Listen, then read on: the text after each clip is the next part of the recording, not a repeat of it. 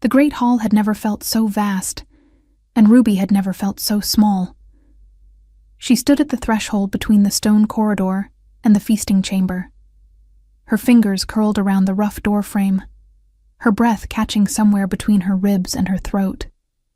The smell of roasting boar drifted through the warm air, fat and herbs and wood smoke, along with the deeper, older scent of pine resin burning in the iron braziers that lined the walls. Candlelight trembled across the faces of hundreds of lords, ladies, warriors, and servants, all of them arranged in a careful, deliberate distance from the high table at the far end of the room, the high table where he sat. Ruby had heard the name Darius spoken in this kingdom the way people spoke of lightning storms and wolf winters. Not casually, never without a certain tightening of the jaw. The AlphaKing. The one who had ended 3 border wars before turning 30. The one whose golden eyes, people whispered, could strip a man of his courage without a single word. The one who sat now at the head of the feast like a stone carved into the shape of something alive, broad-shouldered, draped in a dark mantle edged with silver wolf fur, his jaw set, his gaze fixed on nothing and everything at once. No seat within 6 feet of him was occupied. "You'll never do it," said Seraphine.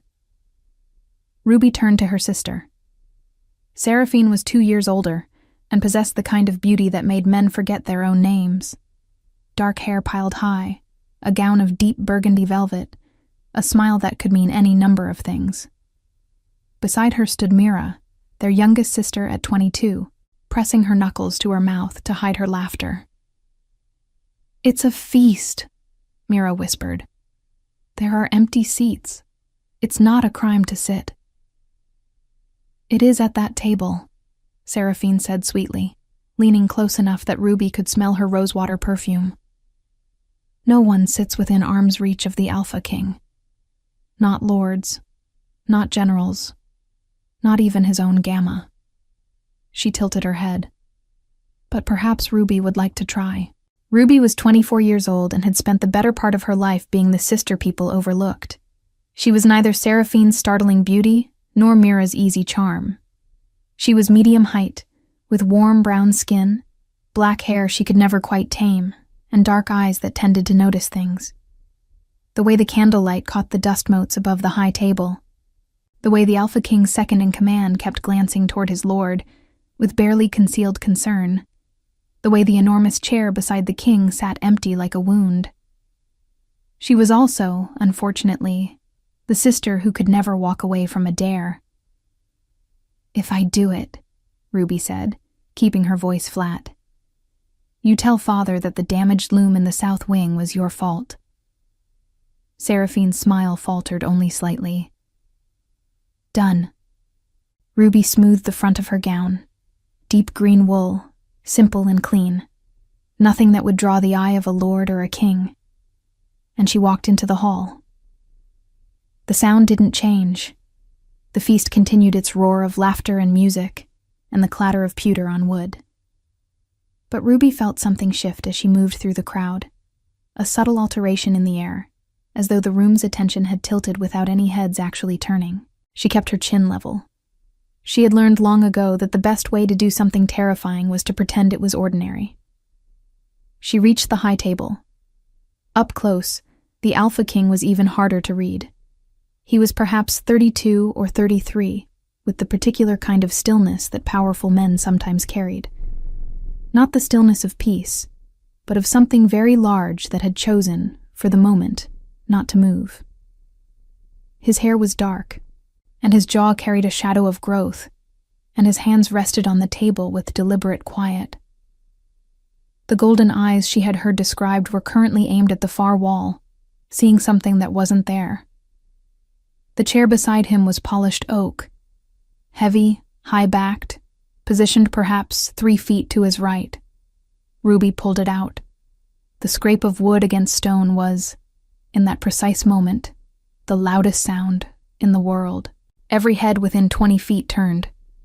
She saw the AlphaKing's second, a sharp-faced man she had heard called Castor, go absolutely rigid across the table. She saw 2 guards near the wall straighten. She sat down. and then she reached for the bread. The silence lasted 4 full seconds. "You are either," said a voice to her left, low and careful as a blade being drawn slowly from its sheath. "Extraordinarily brave, or you have no idea where you are sitting." Ruby tore a small piece of bread. Her hands were steady. She was enormously proud of her hands. "The chair was empty," she said. "It seemed a waste." She made herself look at him. The golden eyes were not what she had expected. She had expected cold. The cold of a man who had ordered retreats and decided fates, and reportedly made a general weep in open court. What she found instead was something more complicated. Something that looked, in the flickering brazier light, almost like surprise. "Do you know who I am?" he asked. "Yes, my king." A pause. One corner of his mouth moved. Not quite a smile. Not quite anything. And yet, she agreed. She could hear Seraphine's sharp intake of breath from 40 feet away. She chose not to look in that direction. Instead, she picked up her cup, found it empty, and without thinking reached across to lift the nearest pitcher of wine. A guard's hand shot toward his sword. "Leave it." The king's voice. Quiet. Absolute. The guard's hand dropped. Darius watched her pour her wine with an expression that had shifted into something she genuinely could not name. Not anger, not amusement, something older than either. When she set the pitcher down and looked up, he was still watching her. "You're not nobility," he said. It wasn't a question. "No, my king. My father manages the Aldenmere wool trade. We were invited to the feast as courtesy to the merchants of the eastern provinces." "A merchant's daughter." He said it slowly, as though testing the shape of a thing he hadn't expected to find. "Who sits beside kings?" "Who sits beside empty chairs?" she said carefully. The chair happened to belong to a king. The silence stretched between them like a thread pulled taut. Ruby kept her face neutral and her eyes on the table, and told herself that her heart was beating at a perfectly normal pace, which was an enormous lie, but a necessary one. "What is your name?" he asked. "Ruby, my king." He repeated it once under his breath, as though committing it to something. Then he turned back to the feast and said nothing more. Ruby ate her bread. She drank her wine. The hall resumed its noise around her, cautious and bewildered, the collective exhale of 200 people who had just witnessed something they couldn't categorize. Across the room, she could see Seraphine's expression. Wide eyes, pale cheeks, the burgundy gown very still. Mira had both hands pressed to her mouth, but her eyes were bright with something that looked, despite everything, like wonder. Ruby looked back at the high table, at the heavy oak chair she occupied, at the AlphaKing who had not asked her to leave. She had expected many things when she walked through that door. She had not expected him to let her stay, and she certainly had not expected that when the feast ended and she finally rose to go, she would hear his voice one last time behind her, quiet enough that only she could catch it. "Same chair. Tomorrow's supper." It was not a request. She walked away without answering, and tried very hard not to let anyone see that her legs had only just remembered how to work. Morning came to Aldenmere Castle the way it always did in late autumn. Slowly, reluctantly, gray light pressing through the narrow stone windows like something that wasn't sure it was welcome. Ruby sat on the edge of her cot in the small chamber her family had been given for the duration of the merchant summit, her hands wrapped around a clay cup of warm, honeyed water, and stared at the wall. Same chair. Tomorrow's supper.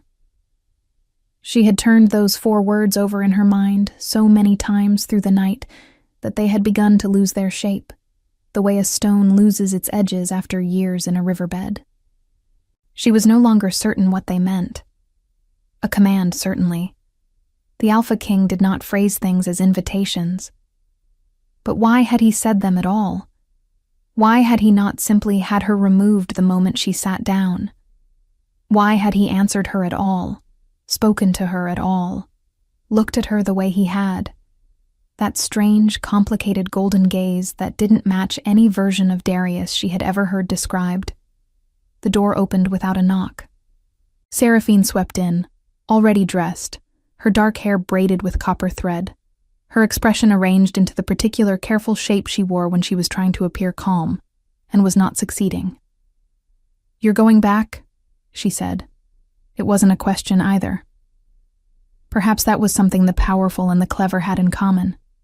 They rarely needed to ask. "He told me to," Ruby said. "He told you." Seraphine sat on the end of the cot with unusual heaviness for a woman so deliberately graceful. "Ruby, do you understand what happened last night? Castor, the King's Gamma, came to find Father this morning before first bell. He wanted to know your full name, your father's name, the nature of our business here." Ruby's grip tightened on her cup. "What did Father say?" "What could he say?" he answered. Seraphine looked at her with an expression that moved between alarm and something that might, in a different light, have been admiration. "Lords who have served this king for 20 years don't sit at that table uninvited. Generals keep 3 chairs of distance. And you walked up there with your bread and your empty cup." She stopped. "Why wasn't your cup filled? Why were you at the feast without wine already poured?" The servants skipped our end of the table. "Of course they did. We're merchants." Seraphine said it without bitterness. Simply fact, the bedrock of the world they had grown up in. "Ruby, I need you to tell me honestly. Was it worth it? The dare?" Ruby thought about 4 words spoken quietly in a hall full of noise. "Ask me after supper," she said. The castle was different in daylight. Ruby had permission to walk the public corridors. The merchant summit granted their families certain freedoms within the outer halls. And she used the morning hours to move through the castle the way she always moved through unfamiliar places. Quietly, paying attention. She noted the thickness of the stone walls, the worn paths in the rushes where guards paced their regular routes, the smell of iron and horse from the eastern courtyard, the particular cold that lived in the corridor near the great storage cellars, seeping up through the floor and into the soles of her boots. She was standing at a narrow window overlooking the training yard, watching a group of warriors run a formation drill in the frost-pale morning, when she heard voices from the adjoining corridor. 3 separate reports from the northern villages, my king, all saying the same thing. And the villages themselves? Abandoned. Whatever passed through, the people fled ahead of it. No bodies, but... A pause. The livestock weren't as fortunate. Ruby went very still. She recognized the second voice now. Low, controlled, with that quality she had heard briefly the night before. The voice of a man accustomed to the weight of every word he spoke. "Riven's scouts are already moving north," Castor said. "But if this is what I think it is..." "It isn't. Darius." The use of the name, unadorned, told Ruby that Castor was the rare kind of man permitted such familiarity.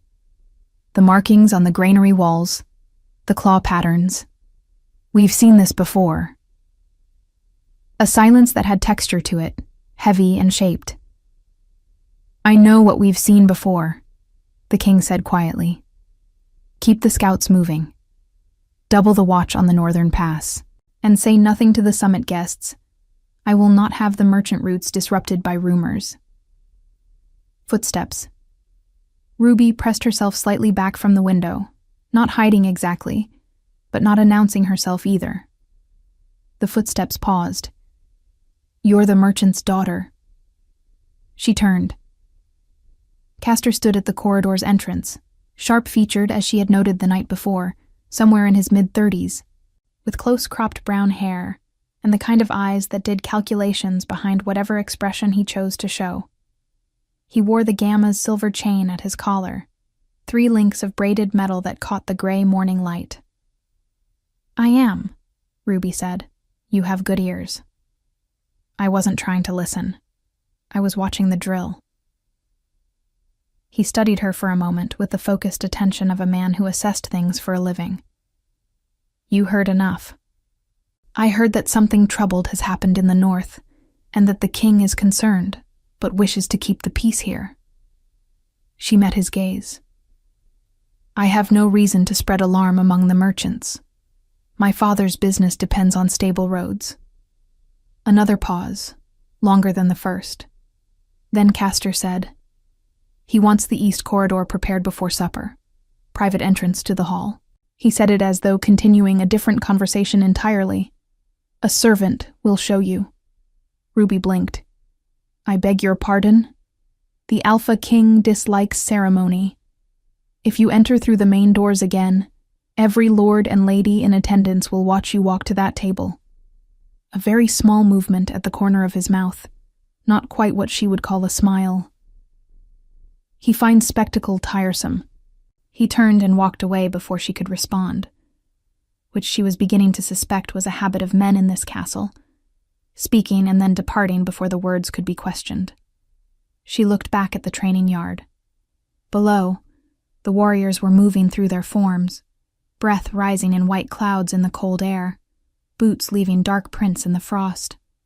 One figure at the far edge of the yard stood apart from the drill, watching, arms crossed.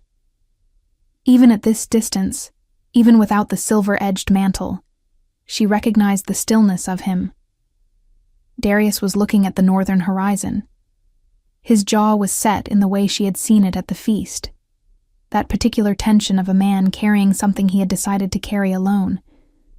The morning light was thin and gray, and the wind moved across the yard and lifted the edge of his dark hair, and for one unguarded moment, she saw something in the line of his shoulders that she recognized not from stories about kings, but from something much simpler and more human.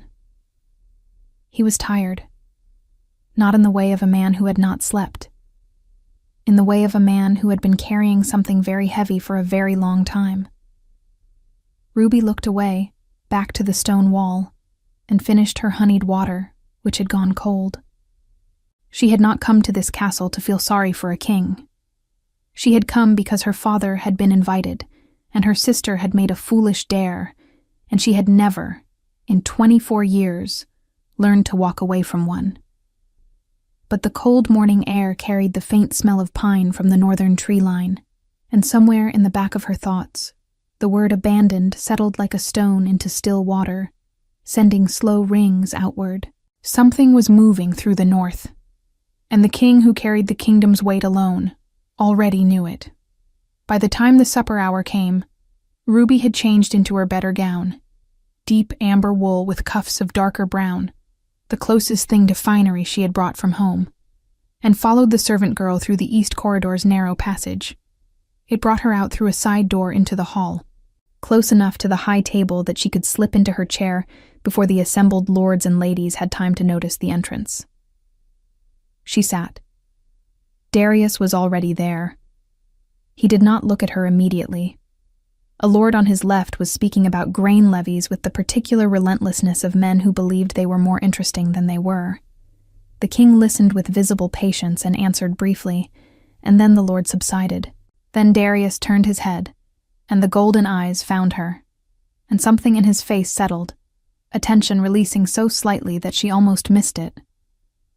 You came, he said. You didn't ask, she reminded him. You told. Something moved behind his eyes. Does that bother you? Ruby considered it. Ask me something else first. He was quiet for a moment. Then, why didn't you leave last night when I spoke to you? Most people... He stopped. Most people find reasons to go. She reached for the bread. Her cup, she noticed, was already filled. Someone had made sure of that. I had already sat down, she said simply. Leaving would have been more frightening than staying. He looked at her for 3 full seconds. Then he said, very quietly, as though testing the sound of something he hadn't said in a long time. That is either wisdom or stubbornness. My father has always had difficulty deciding which, Ruby said. And Darius, the AlphaKing, the one who had ended 3 wars and reportedly made a general weep in open court, made a sound that was not quite a laugh, but was the close relative of one. It lasted only a moment, but it was real. Chapter 3. What the Wolves Know. The Merchant Summit was meant to last 7 days. By the 4th morning, Ruby had sat beside the Alpha King at 3 suppers, and the castle had begun to change around her in ways she couldn't entirely explain. Small shifts, like the way certain servants now met her eyes when they passed her in the corridors, or the way the guards at the east entrance stepped aside without question when she approached, or the way Castor, sharp-faced and calculating, had stopped watching her with suspicion and started watching her with something that looked, cautiously, like assessment. She was not foolish enough to think any of it meant something permanent. The summit would end. Her father would load the wool contracts into the cart, and they would travel the 3 days back to their village, and she would return to her ordinary life. The loom records, the market ledgers, the particular cold that lived in the east-facing room where she kept her writing desk. She told herself this every morning. It seemed important to keep telling herself. On the 4th morning, she went to the castle's small herb garden because she had heard one of the kitchen servants mention that the late-season rosemary had survived the frost, and she wanted to see it. It was an ordinary thing to want. It had nothing to do with the fact that the herb garden was visible from the training yard. She was crouching beside a low stone border, examining the stubborn gray-green sprigs that had indeed survived the cold, when she heard the small sound behind her.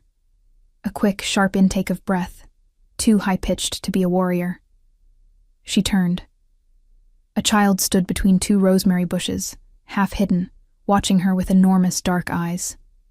A boy, perhaps 7 or 8 years old, in a plain wool tunic that was slightly too large, dark hair disheveled, a fresh scrape along his left forearm that had been crudely wrapped with a strip of cloth already coming loose. "Hello," Ruby said, keeping her voice level and her position low, unthreatening. The boy stared. Then he said, with the particular directness of children who haven't yet learned to soften things, "You sit next to the king." "I do," she agreed. "Why?" The chair was empty. He processed this with a small frown. "Everyone's scared of him." "Are you?" A pause. The honesty of it lasted exactly 2 seconds. "A little," he admitted. "But he gave me a horse once. A real one. Not a pony." Ruby looked at the wrapped arm. "How did you hurt yourself?" The boy glanced down as though he'd forgotten it was there. "Fell off the fence by the stable. I was trying to see the destriers." "May I look at it?" He considered this with the gravity of someone weighing a significant decision, then held out his arm. She unwound the loose cloth carefully. The scrape was long but shallow, the kind that stung fiercely and looked dramatic, and was ultimately nothing serious. She reached into the small pouch at her belt where she kept dried herbs for headaches and travel sickness, found a folded square of clean linen, and rewrapped the arm properly. "What's your name?" she asked. "Emrys," he said. Then, because he was 7 and had not yet mastered the art of not asking things, "Are you going to marry the king?" Ruby tied off the linen bandage with great concentration. "No," she said. "Castor says, Emrys." A new voice, coming from the garden entrance. Ruby looked up. A woman stood there, mid-40s, strong-boned, with gray-streaked brown hair pulled back severely, and the kind of posture that suggested she had spent decades not being surprised by things. She wore the plain dark dress of a senior castle servant, but there was authority in how she occupied space.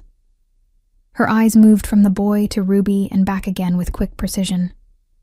"You were meant to be at your lessons an hour ago."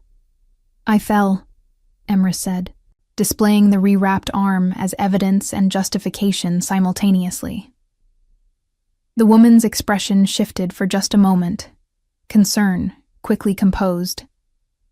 She crossed the garden and took the boy's face briefly in both hands, checking him, then straightened.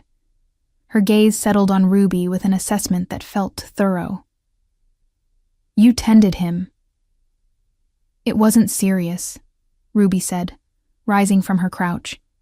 "He just needed a proper wrap." The woman was quiet for a moment. Then she said, "I'm Heloise. I manage the inner household." A pause that felt deliberate. "The boy is the king's ward." Ruby absorbed this carefully. She had not heard of a ward, but then she had not heard many things about Darius that seemed to match the man who sat beside her at supper, and spoke with careful precision, and had made, 3 evenings ago, that almost laugh that she had been trying not to think about. "He's good company," Ruby said simply. Heloise looked at her for another long moment. Whatever she found in Ruby's expression seemed to satisfy something, because she nodded once, short and decided, and held out her hand to Emrys. "Come, we'll find the healer to properly clean that." Emrys went, but paused at the garden entrance and turned back. "The rosemary does survive the frost," he announced, as though delivering important intelligence. "It's because of how the south wall holds the heat." Then he was gone, and Ruby stood alone in the herb garden with the smell of bruised rosemary on her fingers and a new question sitting in her chest, quiet and insistent. She asked no one about the ward. It didn't feel like her information to pursue. But that evening at supper, when the lords had finished their arguing about trade routes, and the hall had settled into its warmer, later noise, she said to Darius without particular preamble, "I met Emrys this morning." The quality of his stillness changed. Not tension, exactly. More like attention brought to a very fine point. "In the herb garden," she continued. "He'd scraped his arm on the stable fence. I rewrapped it." A silence. Then, "He told you his name." "He did. And that you gave him a horse." She looked at the table. "He seems well." Darius was quiet for long enough that she wondered if she had said something wrong. Then, in a voice that was lower than his usual register, "His parents were killed in the second border conflict. His father was one of my captains." Another pause. "He has been here 4 years." Ruby nodded. She did not say "I'm sorry" the way people said it reflexively, without weight. She let the information sit between them the way it deserved to sit.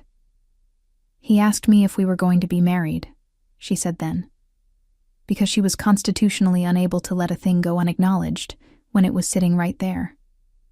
Something moved across Darius's face, complicated and quick, and then gone.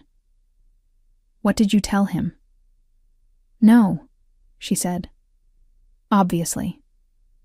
"Obviously," he repeated. There was something in the word she couldn't quite locate. Not quite agreement. Not quite its opposite. She changed direction before she could think too carefully about that. "Castor told me you've had more scouts reports from the north." His jaw tightened.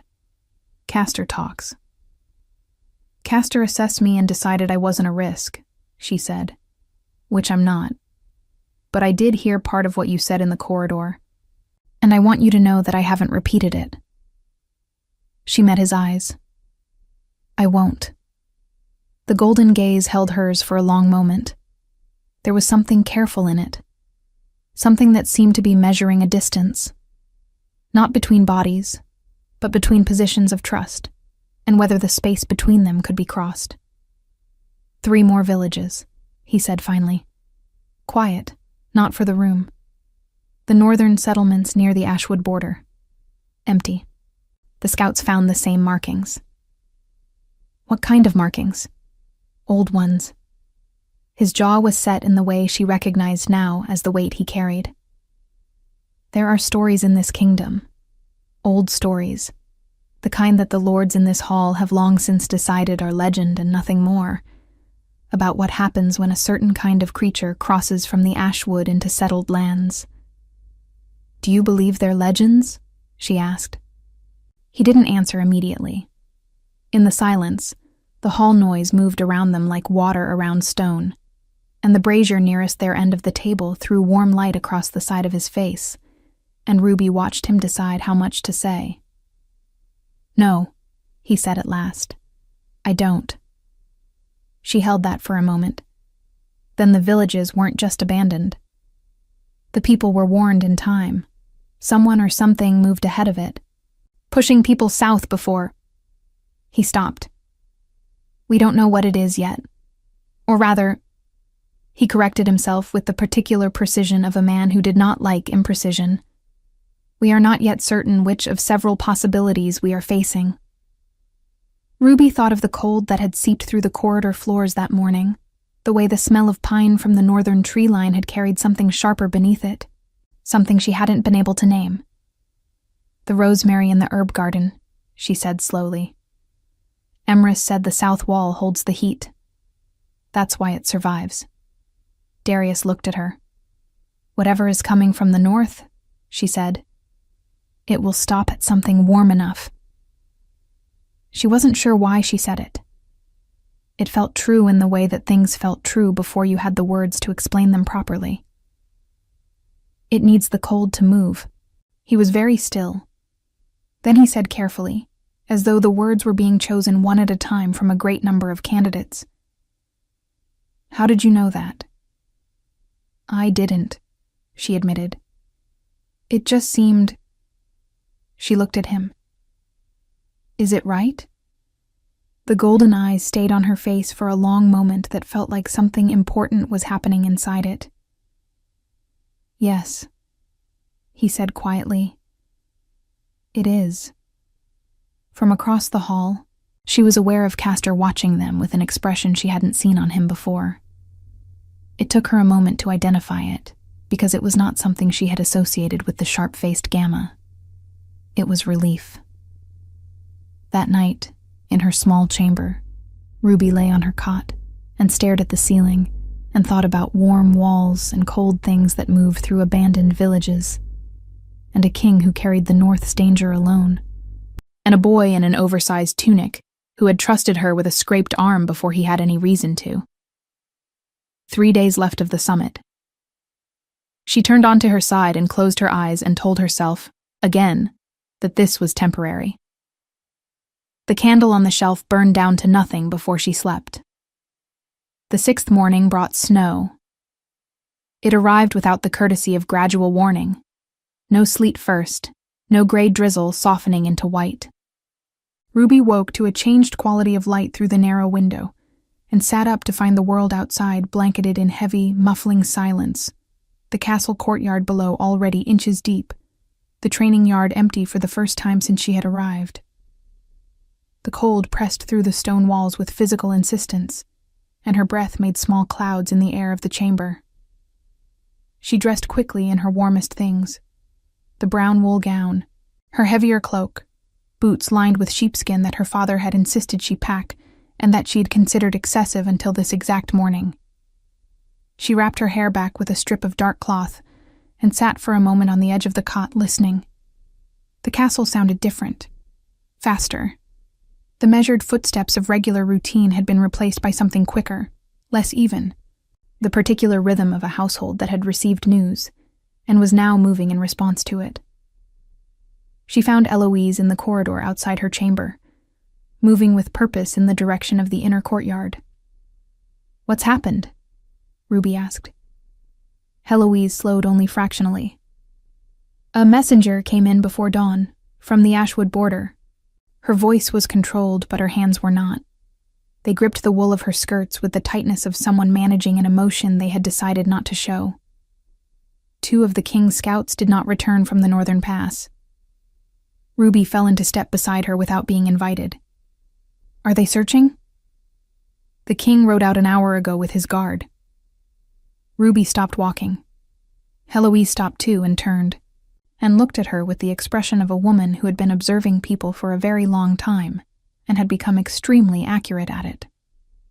"He left instructions," she said, measuring each word. "The merchant families are to remain in the inner halls until he returns. The east corridors are to be kept warm, fires in every hearth." A pause. "He also left a specific instruction regarding the herb garden." Ruby waited. "He said to ensure the rosemary is covered before the frost sets in the roots." Eloise's tone remained entirely even. He has never, in 4 years of managing this household, mentioned the herb garden. The snow continued to fall outside the narrow windows, soft and relentless, and Ruby stood in the corridor and understood that she was not as temporary to this place as she had been telling herself. She could not go after him. She was not a warrior or a scout or a member of his guard, and the northern pass in fresh snow was no place for a merchant's daughter in sheepskin boots. She knew this with complete clarity. She spent the morning with Emrys instead. The boy was in the castle's modest library, a long room lined with shelves of hand-copied manuscripts and vellum maps, supposedly continuing the lessons that had been interrupted by his fence-climbing adventure 2 days prior. His tutor, a thin elderly beta named Aldrich, who wore his robes as though they were a burden he had agreed to carry, was reading aloud from a chronicle of the Northern Territories with the particular drone of a man who had read the same text many times and had stopped noticing whether anyone was listening. Emrys was very clearly not listening. He was drawing a horse on the back of his practice slate with a chalk stub, and doing it with some skill. Ruby sat across from him and pulled the nearest map toward her.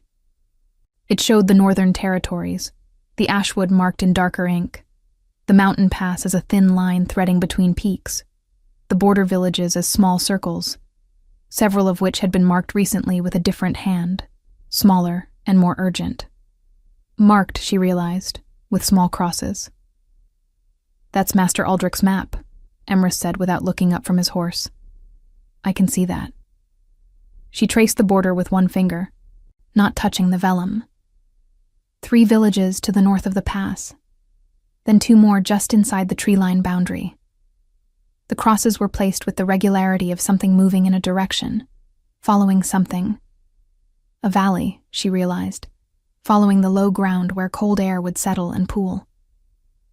"Emrys," she said quietly, so that Aldrich's drone continued uninterrupted. "What do people here say about the Ashwood?" The chalk stub stopped moving. She looked up. The boy's dark eyes were on her, with an expression that was older than 7 years had any right to produce. "Heloise says it's not for children to worry about," he said. "I'm not a child." He considered this with visible seriousness. Then, in a voice lowered to match hers, "Cook says the Ashwood has things in it that don't die the way regular things die.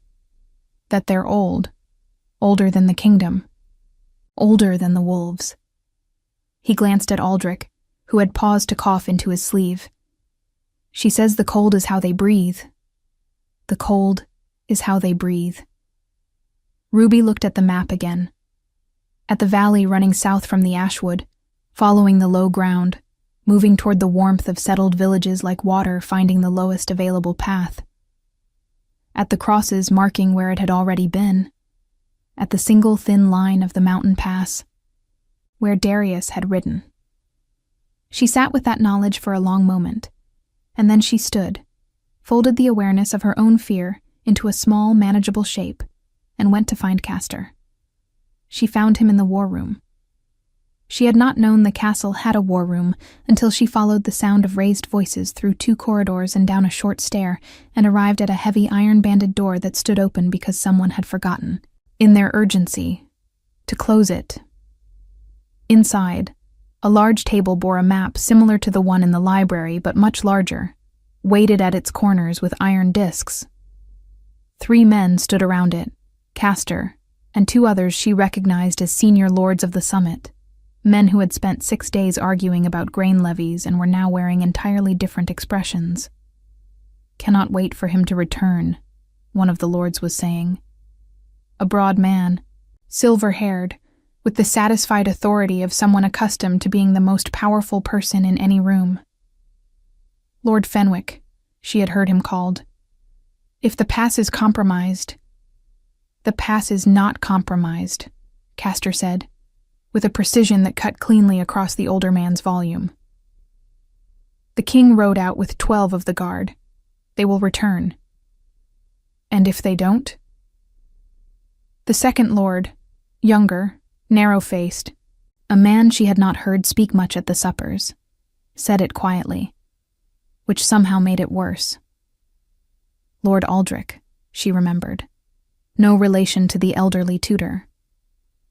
If whatever is moving through those villages has reached the pass, then we hold the castle walls, Castor said, and we wait. I have a better suggestion. Fenwick's voice shifted into a register Ruby recognized. The particular tone of men who had been waiting for an opportunity and had decided it had arrived. The king has no heir, no mate, no bond secured. If he does not return, this kingdom has no clear succession. I have 3 sons. My lord. Castor's voice had gone very quiet. That particular quiet that Ruby had come to understand in this castle meant something was being controlled with significant effort. The king will return. You cannot know. He told me to keep the fires burning, Castor said, in every hearth, east corridors especially. A pause. He will return to check them himself. Ruby stepped back from the doorway before anyone saw her. She pressed herself against the cold stone of the corridor wall and breathed carefully and thought about what she had just heard. Not the creature from the ashwood, not the missing scouts, but Lord Fenwick's voice shifting register when he spoke of succession. I have 3 sons. There it was, small, quiet, tucked inside a reasonable-sounding concern. The antagonist never announced itself with horns and banners. It arrived in silk and silver hair and legitimate-sounding questions about succession. She went back to the library. She sat across from Emrys, who had finished his horse and was now drawing what appeared to be a castle under siege by something large and many-legged. She said nothing about what she had heard, but she thought, carefully, about Lord Fenwick's narrow-faced companion, who had asked his quiet question at precisely the right moment. And she thought about the crosses on the map, and the valley, and the cold. Darius returned at dusk. Ruby knew before she heard the gates because she felt it. Some shift in the castle's collective held breath, a subtle releasing of tension in the walls themselves, as though the stones had been waiting. She was in the great hall when the doors opened, and the cold came through with him. The smell of snow and pine and horse, and 12 guards who looked exhausted and grim, but intact. He was intact. She registered this with a flood of feeling she immediately set about organizing into something more composed. He was intact, and he was cold, and there was a long, shallow cut along his left forearm that someone had already wrapped in the field. He crossed the hall. His gaze found her with the directness she had come to recognize. Not searching, not uncertain, simply moving to where she was, as though that were the natural direction. The pass? She asked. Held, he said. His voice was rough with cold and exertion. We drove it back, for now. For now. Fenwick, she said, keeping her voice low. Something shifted in the golden eyes. A recognition, quick and sharp. He spoke while you were gone, she continued. In the war room. He has sons. He was very careful about how he mentioned them. Darius looked at her for a long, still moment. Then he said very quietly, How long have you known? She blinked. I only heard him today. No. His jaw was tight. Not Fenwick. How long have you known about the valley route, that it follows the low ground? She thought of the map, of the crosses, of the cold settling where cold always settled. I looked at the map this morning, she said carefully. It seemed obvious. It was not obvious to 3 of my senior lords, he said, or to Castor. I had to explain it to them at the pass before we understood where to drive it back. The hall was filling around them as servants moved to light the evening fires, and the guards dispersed toward warmth and rest. And somewhere behind them, Ruby was aware of Seraphine watching from the far doorway, with an expression that had long since moved past surprise into something more complicated. Ruby looked at Darius, at the wrapped arm, at the exhaustion he was carrying the same way he carried everything, upright and without complaint, and at the gold of his eyes in the firelight, which had something in them now that hadn't been there at the beginning of the week. "You need that arm properly tended," she said. "The field wrapping is loose." He looked at it as though he had forgotten it was there. Then he looked back at her. "Stay," he said. It came out differently than it had the first night. Less command, something rawer beneath it, something that understood it was asking more than a chair at a supper table. Ruby held his gaze. Behind her, she felt the summit's 7th and final day waiting like a door about to close. "Tell me what Fenwick said." "Exactly," she replied. Not an answer, not a refusal, a continuation. The corner of his mouth moved. And this time, it was closer to a smile than anything she had seen yet. The 7th morning of the summit arrived clear and cold. The snow from the previous day settled into a clean, unbroken white across the castle grounds. The sky had turned the pale, washed blue that only comes after a storm has taken everything with it, and left the world emptied and honest. Ruby stood at the narrow window of her chamber and watched the light change on the snow, and thought about the word, stay. She had not answered him, not directly. She had redirected to Fenwick and practical matters and the work of the moment, and Darius had let her, which she suspected meant he understood something about the weight of what he had said, that it was not a small word, not in the context of her life, her family, her father's wool trade and the 3-day road home and the ordinary world that had existed perfectly well before she had walked into a feast hall and sat beside a king. She had spent the night turning it over, the way she had turned over same chair. Tomorrow's supper. But this was heavier, more consequential, a stone rather than a pebble. By the time she finished dressing, she had not resolved it. She went to find Eloise instead. She found her in the corridor outside the great hall, speaking in low, rapid tones with Castor. Both of them looked up when Ruby approached, and neither of them assumed the expressions of people who had been discussing something unrelated to her. "Fenwick is leaving this morning," Castor said, without preamble. "He has formally withdrawn from the summit, citing concern for his estates given the northern situation." "He's afraid," Ruby said. "He's calculating," Castor corrected. "There is a difference. A frightened man runs. A calculating man withdraws to a position of greater advantage." He studied her with the frank assessment that had replaced his initial suspicion somewhere around the third supper. "The king has asked me to detain him, formally, legally, on grounds of the war room conversation you reported." Ruby absorbed this. "My word against a lord's." "Your word and mine," Castor said. "I heard the second half of it from the corridor. I arrived after you had already left." A pause. "I had followed you there, as a matter of record. The king asked me to keep an eye on your movements. For your safety," he added, with a precision that suggested this was important context. "Not your surveillance." She looked at him steadily. "And his companion? The narrow-faced one, Aldrich. Already in custody. He was found this morning attempting to bribe one of the gate guards for a fast exit northward." Castor's expression did not change, but something in it settled. "He will answer for what he carried for Fenwick. Correspondence that we are now reading with considerable interest." Eloise had been quiet through this exchange, which was itself a kind of communication. Now she said simply, "The king is in the east courtyard. He's been there since first light."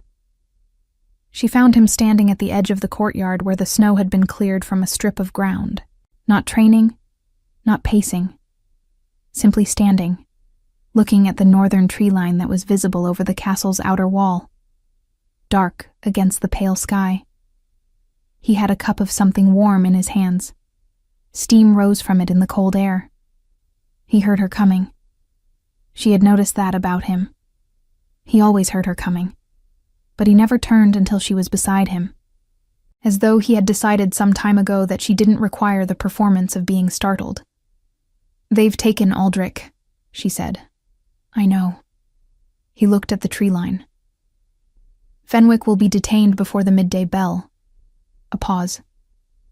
It was in the correspondence. He has been in communication with something across the Ashwood border for 3 months. Not the creature. Something older and quieter. Someone who wants this kingdom's northern pass, undefended. Someone who knew the cold thing was moving, Ruby said slowly. And helped it along, Darius confirmed. His jaw was set, but his voice was even. The voice of a man who had already spent his anger and arrived at the cold clarity on the other side of it. He provided information about our scout routes. That's why 2 of my men didn't return. The weight of that sat between them in the clear morning air. I'm sorry, Ruby said. This time she meant it with full weight, and he received it the same way. A brief closing of the eyes. A breath. They were good men, he said quietly. She stood beside him and said nothing for a moment, which felt more useful than any available word. Then he said, Your family's carts are being loaded. The road south is clear. The snow compacted well overnight. Your father's factor came to Heloise this morning to arrange the departure. I know, she said. He turned then and looked at her directly, and the gold of his eyes in the winter morning light was very clear. Not guarded, not performing patience, simply looking. Ruby, he said. Just her name. But it had the quality of a question that contained several smaller questions inside it, all of which she understood. She looked at the tree line, at the dark line of pine against pale sky, and the clean white of the snow, and the castle walls that had turned out to be warmer than she had expected. My father will need to know, she said carefully, that I am choosing to stay. Not asked, not instructed, choosing. Something moved through Darius's expression. Not surprise exactly, but the relief of someone who had been holding a breath for longer than was comfortable. He will be told exactly that, he said, and Seraphine will be insufferable about being right. About what? Ruby looked at him. She dared me to sit beside the king everyone feared. A pause. She will spend the rest of her life considering this outcome a personal achievement. He was quiet for a moment. Then, with the gravity of a man who had ended 3 border wars and driven back something ancient from a mountain pass. She was useful then. Don't tell her that, Ruby said. She'll never recover. And Darius laughed. Not the almost laugh of the first supper, not the restrained exhale of a man who had forgotten how. A real laugh, brief and low and entirely unguarded, and it changed his face completely, stripped the weight from it for just a moment, left something younger and less burdened in its place. Ruby looked at him in that unguarded moment and felt something settle in her chest with the finality of a thing that has found its correct position. The departure was managed with the careful ceremony appropriate to the end of a merchant summit. Ruby's father, a solid, practical man named Oswin, who had built his wool trade on patience and good judgment, and who had, to his great credit, raised 3 daughters without attempting to make any of them smaller than they were, stood in the outer courtyard beside the loaded cart, and listened to his eldest daughter explain that she would not be returning home. He was quiet for a long moment. He looked at the castle walls. He looked at Eloise, who stood at a respectful distance with her hands folded and her expression composed. He looked at Castor, who had the particular posture of a man prepared to answer practical questions about arrangements and security and formal protocols. Then he looked at Ruby. "You're certain," he said. Not "are you sure," with its implication of doubt. Certain, acknowledging that she had already done the work of deciding. "Yes," she said. He nodded once, the way he nodded when he had reviewed a contract and found it sound. Then, he pulled her into an embrace that smelled of wool and wood smoke and the particular comfort of a father who had always trusted her judgment more than he had ever said aloud. "Right," he told her. "Often." "By messenger," she confirmed. "I'll send Rosemary when the garden produces in spring." He laughed, short and rough, and climbed onto the cart, and Mira, red-eyed and clutching Ruby's hand until the last possible moment, pressed a kiss to her sister's cheek and whispered something that was lost in the sound of the horse's hooves on the cleared stone. Seraphine was last. She stood before Ruby with her chin up and her burgundy cloak wrapped around her, and her dark eyes very bright, and she said, "I want it noted that this entire situation is the direct result of my strategic brilliance." "Noted," Ruby said gravely. Seraphine grabbed her and held on for 3 full seconds, fierce, brief, wordless, and then stepped back and did not look at her again as the cart moved through the gate, because Seraphine had always dealt with difficult feelings by refusing to let them be witnessed. Ruby watched the cart until it was gone. Epilogue: The South Wall. Spring came to Aldenmere Castle the way it came everywhere in the north. Later than promised, and more beautiful for the wait. The rosemary in the herb garden had survived. Ruby checked it on the first warm morning of the new season, crouching beside the low stone border, just as she had done on that cold autumn day, when a boy in an oversized tunic had appeared between the bushes with a scraped arm and enormous dark eyes. The gray-green sprigs had put out new growth, tentative, pale, reaching toward the sun with the particular determination of things that had endured something and intended to continue. Emrys found her there, as he often did now. He was taller than he had been in autumn. Children did that, grew in jumps that you missed if you weren't paying attention. And his tunic fit better, and the scrape on his arm had long since healed to nothing. He crouched beside her and looked at the new growth with the concentrated interest of someone who had been paying attention to this garden all winter. "It's because of the south wall," he said. "I know," she said. "You told me." He grinned, which was a thing he did more freely now, and went to find his morning lesson. And Ruby stayed in the garden for a while longer with the smell of new growth and thawed earth around her, and the sound of the castle waking up. Fenwick had been tried before the assembled lords of the kingdom in the deep heart of winter, a proceeding that had lasted 4 days, and ended with the stripping of his title and the permanent exile of both himself and his calculating companion from the northern provinces. His correspondence across the Ashwood border had revealed a conspiracy 3 years in the making, and its unraveling had taken most of the winter's political attention. Castor had managed it with characteristic precision, and the border lords who had watched and waited to see which way the wind blew had, when the verdict was clear, pledged their loyalty with the enthusiasm of men rewriting recent history. The thing from the Ashwood had not returned. The cold had retreated north with the winter, and the empty villages had been resettled by spring, and the crosses on Aldrich the Tutor's map had been carefully removed, and the circles restored. Whether it would come again, whether it was a permanent danger or a seasonal one, a creature or something older without a name, was a question that remained open. Darius kept scouts in the northern pass year-round now, and the watch on the Ashwood border had been tripled, and he had spent several long evenings at the war room table with Ruby's careful observations about cold air and low valleys mapped onto new vellum in Castor's precise hand. She had not expected to become useful in that room. She had not expected many things. The ceremony had been small, by the standards of kingdoms. Darius had been specific about that.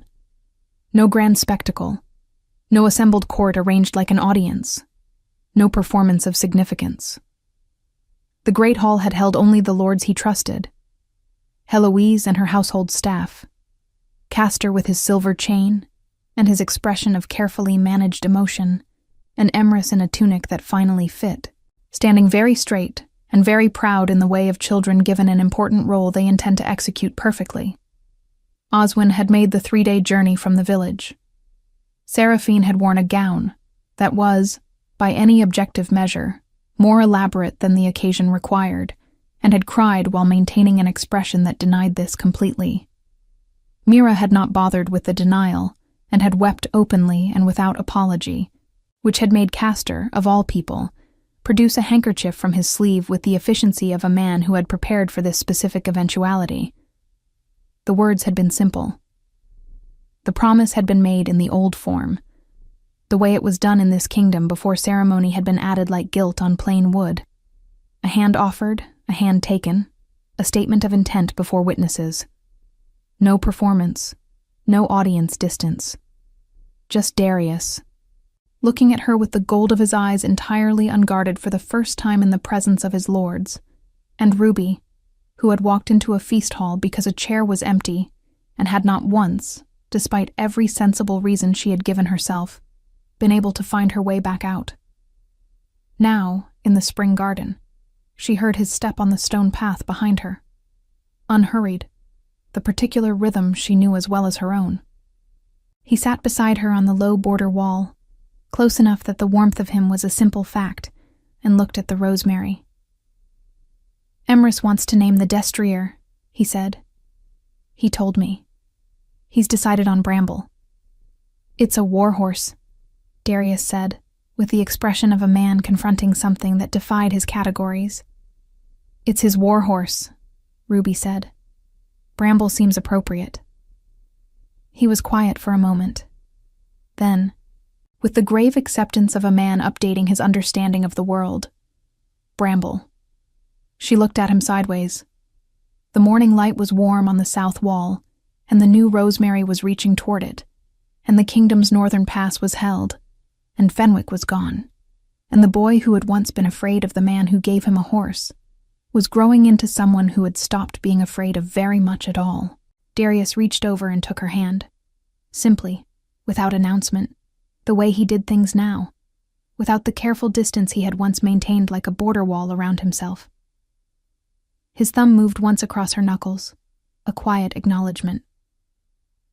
"The morning reports from the Northern Watch," he said. "Tell me," she said. And he did, quietly, methodically, while the spring light warmed the south wall, and the rosemary grew, and the castle moved through its mourning around them. And this was what their life had become, and would continue to be. The reports, and the maps, and the long table in the war room, and Emrys at his lessons, and Heloise managing the inner household with iron competence, and Castor watching over all of it with sharp eyes, that had, somewhere in the winter, stopped calculating and started simply trusting. And Ruby, who had sat beside an empty chair because she couldn't walk away from a dare, who had rewrapped a boy's scraped arm and read a map's cold logic and spoken a truth in a war room she hadn't been invited into. Ruby, who had expected to go home and had discovered that home had found her instead. The rosemary grew. The south wall held its warmth. And Aldenmere Castle, which had spent a long time learning to be feared, began slowly and without ceremony to learn to be loved.